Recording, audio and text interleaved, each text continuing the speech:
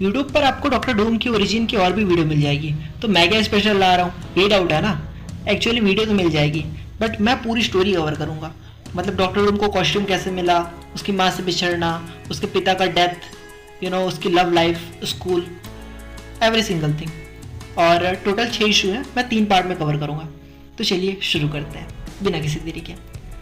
हम कहानी देखते हैं डॉक्टर डूम के पर्सपेक्टिव से। कहते हैं बच्चों में मेमोरी तब बनती है जब वो थोड़े बड़े हो जाते हैं, पर ये मेरे लिए कभी सच नहीं था।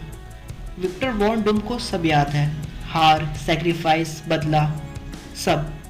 मैं कुछ नहीं भूल सकता, अगर चाहूँ तो भी नहीं। सब कुछ मेरे माँ के साथ ही शुरू हुआ। काश मैं जान पाता कि उनके हाथ हमेशा ठंडे क्यों थे। किसी को मेरी कहानी पर भरोसा नहीं होता सिवाय मेरी माँ के। डूम सिर्फ 3 साल का था जब उसने देखा उसकी माँ हमेशा काला जादू सीखने में लगी होती थी। उसके साथ एक प्यारी सी स्माइल और एक काली छाया हमेशा होती थी, और हाथ हमेशा बर्फ से ठंडे रहते थे। डूम के पापा को उसकी माँ के काली जादू के बारे में पता था, पर वो उसे बच्चे और घर का वास्ता देके रोकने की कोशिश करते हैं। पर वो कहती वो ये सब इसीलिए तो कर रही है ताकि उनकी लाइफ बेटर हो सके, उनका फ्यूचर बेटर हो सके।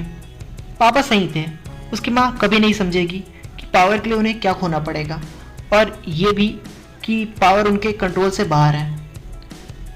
और एक रात हुआ भी, उनके एक स्पेल ने तबाही ला दी। वो किसी डीमन के कंट्रोल में बदले से भर गई, उस आदमी के लिए जो उन बंजारों के पीछे पड़ा था, उनकी कमाई खा जाता, उन्हें मारता। डूम की माँ ने एक साथ कई सोल्जर को मार डाला, और इसके बदले वो डीमन उसके गांव के कई बच्चों को खा गया। बचे हुए लोगों ने उस बंजारन का पीछा किया और उनकी तलवार उसके आर पार हो गई। उसके पिता को वो तब मिली जब वो मरने वाली थी। उनके आखिरी शब्द आज तक डूम नहीं जान पाया। उसके आखिरी शब्द थे विक्टर को इस काली दुनिया से दूर ले जाए। काश डॉक्टर डूम ये जान पाता तो आज कुछ और होता। उसकी माँ को पहाड़ी में किसी अनजान जगह पर दफना दिया। उन्हें फिर वहाँ से जाना पड़ा क्योंकि उनकी जान को भी खतरा था। बंजारों ने विक्टर और उसके पापा को अलग कर दिया। रीज़न उसकी बीवी, जिसकी वजह से सबकी जान खतरे में है। डूम तब सिर्फ 4 साल का था, पर वो इतना समझता था कि ये सब गलत है। बंजारे आज भी इस दिन की गलती की सजा भुगत रहे हैं। उस दिन डूम भड़क के बोला, तुम मेरी माँ को विच कहते हो, चुड़ैल कहते हो। अगर आज हमें निकाला गया तो मैं बड़ा होकर अपनी माँ के जैसा बनूंगा और उनसे भी ज़्यादा पावर के साथ लौटूंगा और तुम्हें ढूंढ के बर्बाद कर दूंगा। और उसने किया भी जो कुछ उसने बोला था। फिर कुछ सालों तक वो बस ट्रैवल ही करते रहे। वो उसकी माँ के बारे में कभी कभारी बातें करते, कभी उनके काले जादू के बारे में बात नहीं करते। वो चाहते थे कि डूम बड़ा होते होते अपनी माँ को भूल जाए, पर माँ का प्यार भूलना इतना आसान नहीं होता। डूम कभी भूला तो नहीं, पर उसने उस बारे में सोचना छोड़ दिया। और कुछ साल में इनका बंजारा और लाइफ हैप्पी हो गया। वैसे तो सब बच्चे डूम से दूर ही रहते थे, पर एक नहीं, वेलेरिया। वो दोनों हंसते और साथ खेलते। वेलेरिया उसकी इकलौती दोस्त थी जो उसे खुश करना जानती थी, जिसकी ज़रूरत डॉक्टर डूम को थी। वो सिर्फ 11 साल का था जब वो चाहता था कि बड़ा होकर वेलेरिया से शादी करे। बचपन कितना आसान होता है ना, पर हमेशा नहीं। विक्टर के पिता किसी काम से कुछ सोल्जर के पास जाने के लिए निकलते हैं। विक्टर उसे रोकता है, पर वो नहीं मानते और उसे भी अपने साथ ले जाने लगते हैं। वो घोड़ों पर बैठ के पहाड़ी रास्तों में चल पड़ते हैं, क्योंकि दूसरे रास्ते में उनके बंजारे थे जहाँ वो जा नहीं सकते थे।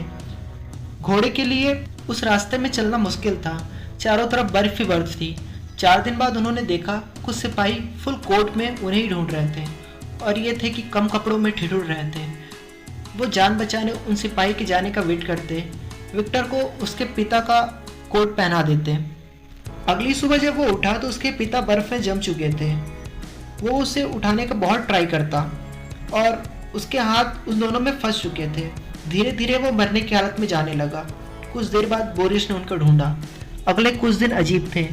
शायद उसके पिता मरे नहीं थे, वो कुछ बड़बड़ा रहे थे। उनके मरने के बाद लोग उनके बॉडी बोरॉन के पास लेके गए ताकि वो शांत हो जाए।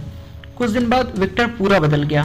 अब वो वह प्यारा बच्चा नहीं रहा, पर वेलेरिया अभी भी उसके करीब थी। वेलेरिया विक्टर को परेशान देख के खुद परेशान होती, क्योंकि वो कुछ नहीं कर सकती थी। फिर विक्टर को एक बॉक्स मिला जो उसकी माँ का था। विक्टर उन चीज़ों में ही खो गया। उसे लगता था कि उसकी माँ शैतान के कब्जे में है और उसे बचाना पड़ेगा। बहुत साल लग गए, उसे काले जादू से कुछ तो नहीं मिला, पर फिर उसका ध्यान साइंस की तरफ गया और अब वो काला जादू और साइंस दोनों को मिला के कुछ करने लगा। जल्द ही उसने साइंस में महारत हासिल कर ली। उसने कुछ ऐसा बनाया जिससे सिपाहियों पर कंट्रोल कर सके, जो उसकी माँ चाहती थी हमेशा से। 16 साल में वो सबका लीडर बन चुका था। उसका टैलेंट ही ऐसा था कि वो लीडर बनता ही। सिर्फ वेलेरिया उसके बराबर थी, क्योंकि वो उसके बचपन का प्यार था। पर वेलेरिया हमेशा दुखी दिखती। वो कभी समझ ही नहीं पाई कि विक्टर को ये पावर चाहिए ही क्यों।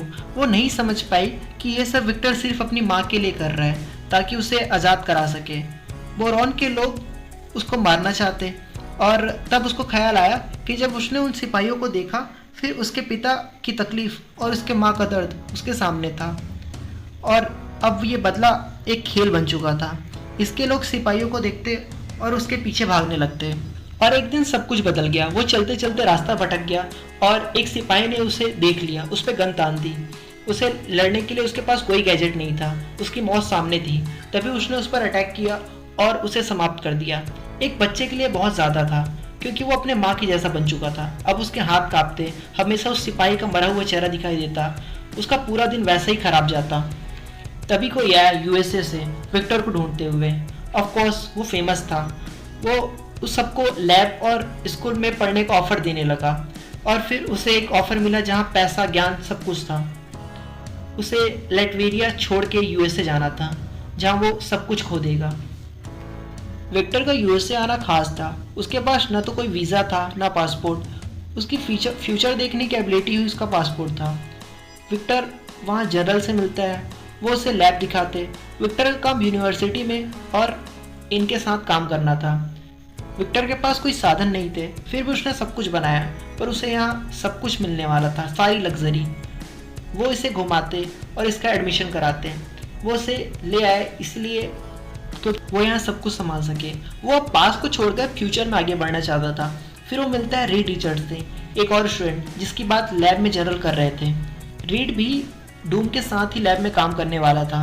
शुरुआत में उसे अच्छा लगने लगा, बट उसे अकेले रहना था डूम को। धीरे धीरे विक्टर ने रीड को अटेंशन देना शुरू किया। वही लैब और क्लास में टॉपर वाली बातें, जिससे रीड ने अपने आप को स्मार्ट प्रूफ किया। डूम का इंप्रेशन तगड़ा था। लड़कियां उसकी दीवानी थी। लोग उसके फॉलोअर बन रहे थे, पर डूम का इन सब में इंटरेस्ट नहीं था। वो कभी भी इन सब में पढ़ना नहीं चाहता। कॉलेज के बाद वो मिलिट्री के लिए काम करता। सब उसके काम से खुश थे, पर उन्हें नहीं पता था डूम खुद का एक अलग उद्देश्य है। डूम ने उनके लिए एक अलग रोबोट बना के दिया और एक दिन उसके पास वो सब कुछ था जो उसको उसकी प्राइवेट लैब के लिए चाहिए था। 3 साल बीत गए थे पढ़ते और एक्सपेरिमेंट करते। अपने काम पर फोकस करते हुए वो भूल ही गया था उसका मकसद क्या था। वो भूल गया था कि उसे अपना घर क्यों छोड़ा। और एक दिन डूम ने शराब पी। उसने बेन ग्रिम को देखा, जो एक फुटबॉल प्लेयर था और गर्ल्स में फेमस भी। कुछ लड़कियां तो डूम की भी दीवानी थी। नशे में उसे कुछ याद ही नहीं रहा कि वो कब एक लड़की के साथ चलने लगा। नशे में वो एक दूसरे को किस करने लगे, पर जैसे ही उसे होश आया, उसे उसकी माँ और वलेरिया का याद आया। वो भड़क गया और उस लड़की का गला दबाने लगा। पता नहीं उसे क्या हो गया था। वो लड़की डर गई और वहाँ से चली गई। उस लड़की का नाम था Sandy.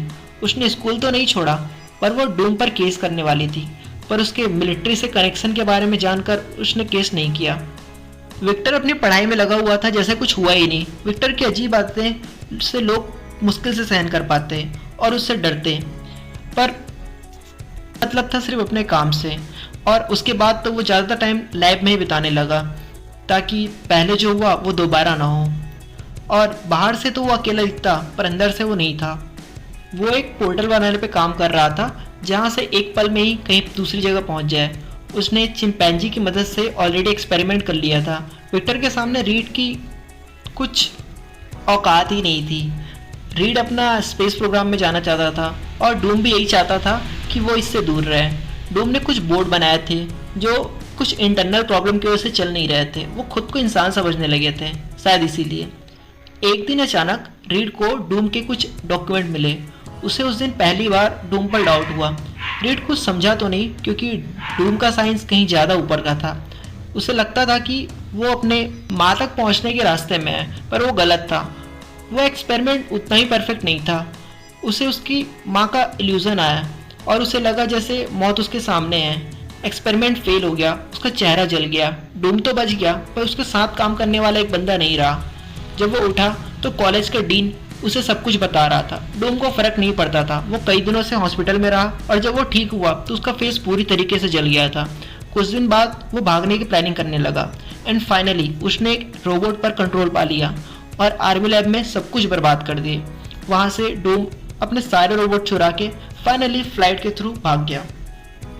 Thank you so much guys जो लास्ट तक रुके हैं। स्टोरी भी बाकी है मेरे दोस्त, जल्दी आएगी, स्टोरी आएगी। और पसंद आया हो तो लाइक सब्सक्राइब करो, कमेंट सेक्शन खुला है, डिस्कशन चालू करो यार, मज़ा आएगा। तब तक के लिए आप हीरोज़ हैं, हीरोज़ कभी हार नहीं मानते।